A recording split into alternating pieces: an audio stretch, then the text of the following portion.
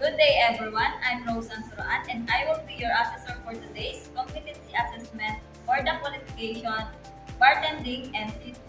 And I would like to acknowledge the presence of our TESDA representative, Ms. Saidel Brasha. We have the Regional Director, Ms. Kristen May A. Celestial. So before we proceed, please be informed that this assessment area is equipped with CCTV cameras and the assessment proceeding with the recorded for quality assurance purposes and in compliance with VISTA assessment guidelines. So by participating in this assessment, you are giving your consent to this recording, and if you have any concern, please raise them now. So may I please request everyone to present your admission slips?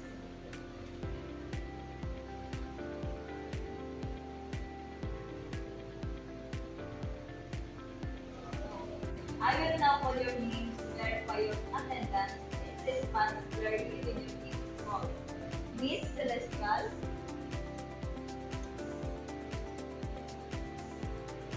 and Miss Colio.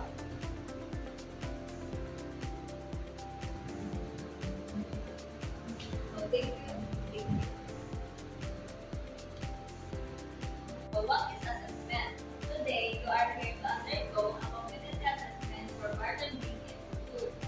This assessment is a process of collecting evidence and making judgment on whether you are competent or not yet competent in performing the portrait task. So this is not a pass or fail examination.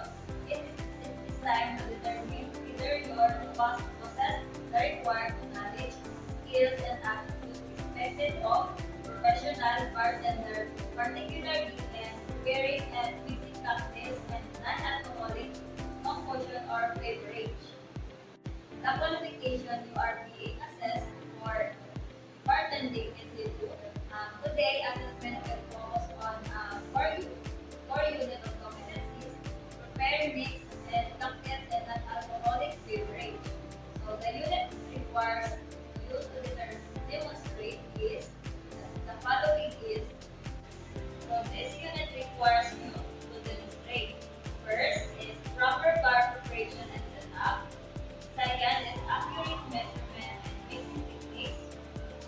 Knowledge of cocktails and mocktails and proper use of bar tools and equipment. Hygiene and sanitation practices. Responsible preparing services, and last is proper presentation and serving of drinks. So for this unit, you will be performing the following tasks. During this assessment, you will be required to prepare bar tools, equipment, and ingredients, practice proper personal grooming and hygiene, and check and organize bar stock and supplies, prepare and mix standard cocktails according to recipe, and the last is prepare and mix non-alcoholic beverage or cocktails. You will be given a total of 3 to 5 hours to complete all required tasks, including practical demonstration and oral questioning. I will be inform you of the remaining time of at regular intervals. Please manage your time wisely. So, during the assessment, I will observe your performance while you perform the task. And I may ask oral questions to assess your understanding of cocktail preparation procedures, bar terminology, safety standards, and responsible service of beverage. So there may also be a written evaluation to assess your theoretical knowledge of bartending principles and beverage preparations. So, after the assessment, you will receive one of the following results. So, the competent, you have demonstrated the required skills and knowledge according to the training regulation. So, if not yet competent, you did not meet the required standards in or more competencies. If found competent, you will be recommended for issuance of National Certificate Level 2.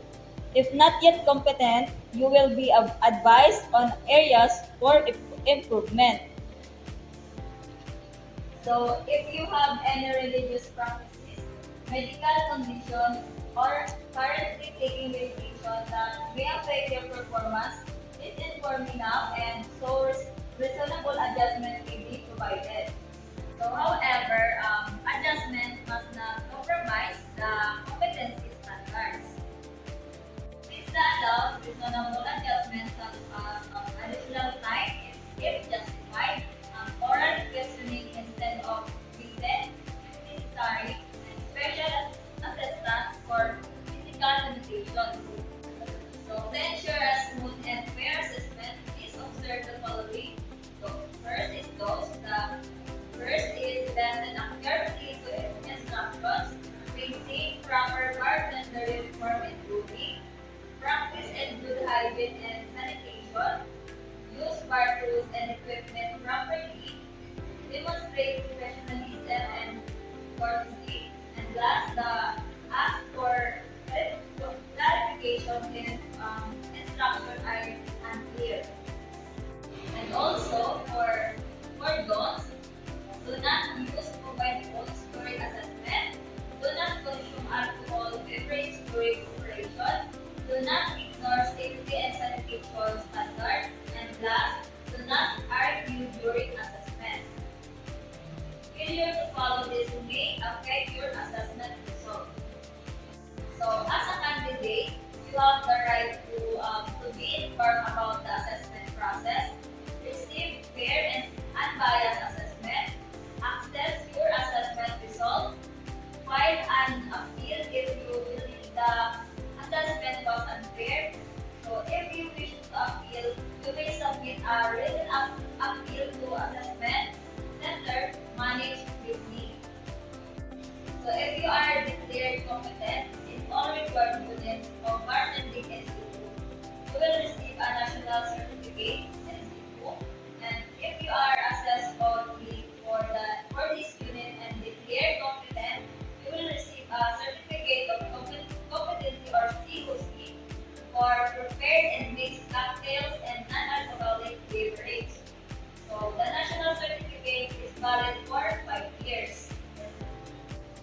And if you receive a not yet competent result, you may apply for assessment and you will only be reassessed in the unit where you were marked not yet competent.